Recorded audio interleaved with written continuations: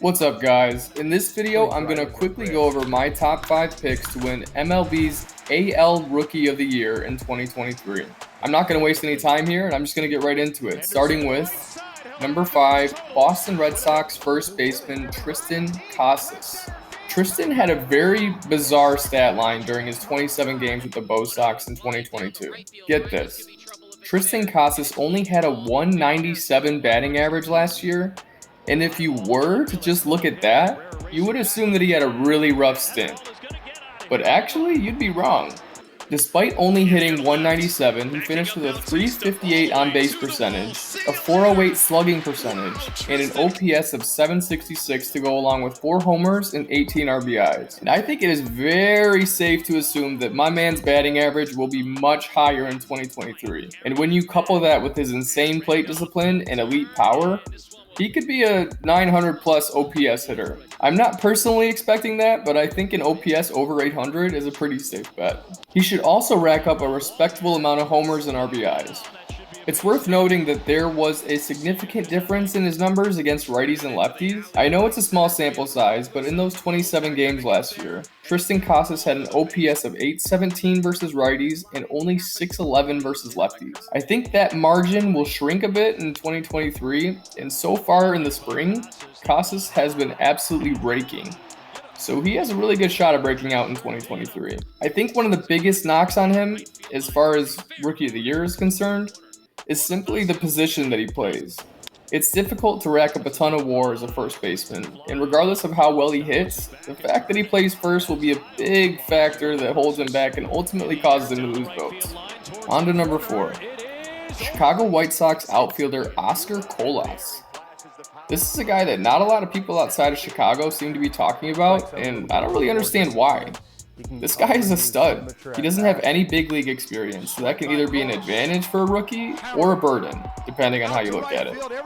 On the one hand, he's never really faced big league pitching, but on the other hand, pitchers haven't been able to figure out his weaknesses and exploit them. But last year in the White Sox farm system, Colas rose all the way from high A to triple A. In over 117 games, he finished with an OPS of 895 with 23 bombs and 79 RBIs. A thing that really sets him apart from a couple of other guys on the list is that he, as a left-handed hitter, hits lefties better than he hits righties, which is super rare, especially for a guy at his age. So far this spring, he has an OPS over 800 and 3 homers, and he's now projected to be an everyday player for the Sox. He's kind of a sleeper at this point, but it wouldn't surprise me at all to see Oscar Colas get Rookie of the Year votes at the end of the season. Number 3, Baltimore Orioles shortstop / third baseman Gunnar Henderson. After putting on a nice display last year during his cup of coffee, Gunnar is currently the front runner to win the award for Rookie of the Year. Pretty much across the board, and you can understand why. Across only 34 games with the O's, Gunnar had an OPS just below 800, was super solid defensively, and hit 4 homers and 18 RBIs. He was super impressive, and I think this guy is definitely a superstar in the making and will likely have a big year in 2023. The only knock that I have with Gunnar Henderson, and it's a significant one, is that he really struggles against lefties. Last year, against right-handed pitching, Gunnar had an OPS of 872, but against lefties, he had an OPS of 448. That's rough.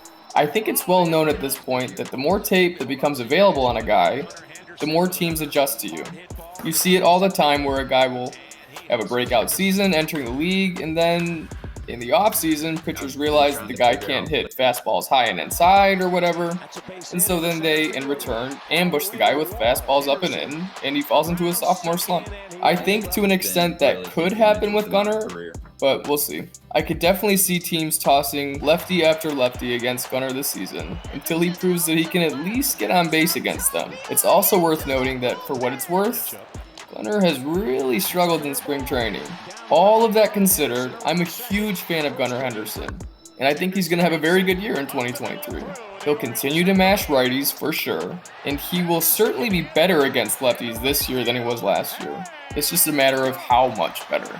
Number 2, Baltimore Orioles starting pitcher Grayson Rodriguez. At this point, I feel like I've watched over 100 hours of film on Grayson Rodriguez.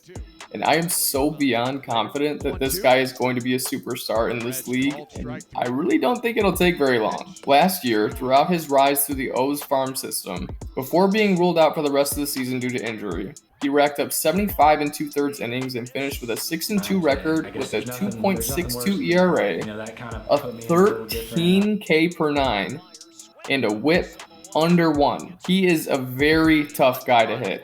He's projected to be part of Baltimore's starting rotation, and I would be surprised if he doesn't emerge as the ace of the staff before the 2023 season is over. When you look at Steamer's projections for Grayson Rodriguez in 2023, they project him making 24 starts, winning 9 games, and finishing with a 3.82 ERA with over 9 Ks per 9 innings. This is a truly special prospect, and I think he's going to have a hell of a year in 2023. And finally, number 1, my pick for the 2023 AL Rookie of the Year is Boston Red Sox outfielder Masataka Yoshida. At 28 years old, after playing a number of years of pro ball in Japan, this is going to be his first year playing in the US. So with that being said, it's hard to find a ton of game film on this guy. But in the super competitive Japanese baseball league, this guy has been an absolute superstar. Last year in Japan, over 119 games, he finished with a 336 average, a 446 on-base percentage, a 559 slug, and an OPS over 1,000 with 21 homers and 89 RBIs. And that wasn't even really a breakout year for him. He's had very similar numbers in Japan with an OPS right around 1,000 for a few years now. And MLB analysts agree that this will carry over, at least to some degree, to the MLB. And Steamer's projections are off the charts on this guy going into 2023. They're projecting that the 28-year-old lefty will hit right around 300 with an OBP of 387. That's crazy that they're projecting an OBP of 387 for a guy who's never played in the big leagues before. And they also project that he'll have an OPS not far below 900. In addition to his skill with the bat, he's also an incredible outfielder, and Steamer also projects that he'll finish the season with a 3.5 WAR. I know, projections are projections, but for what it's worth, he's been probably the best player in the entire World Baseball Classic for Team Japan. He led the Classic in RBIs. He hit well over 400, I believe, with an OPS also well over 1,000. WBC was my personal first look at this guy, and you can tell this dude is special. I think this guy is going to step onto the field and make an impact on day one for the Bo Sox. And I think it's more than just a slight possibility that we could actually see him in the All-Star game.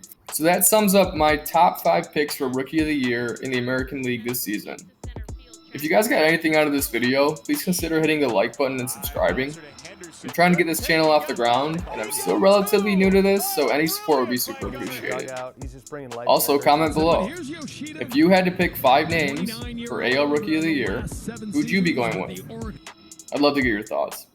Anyway, thanks for checking out another video. Have a great day.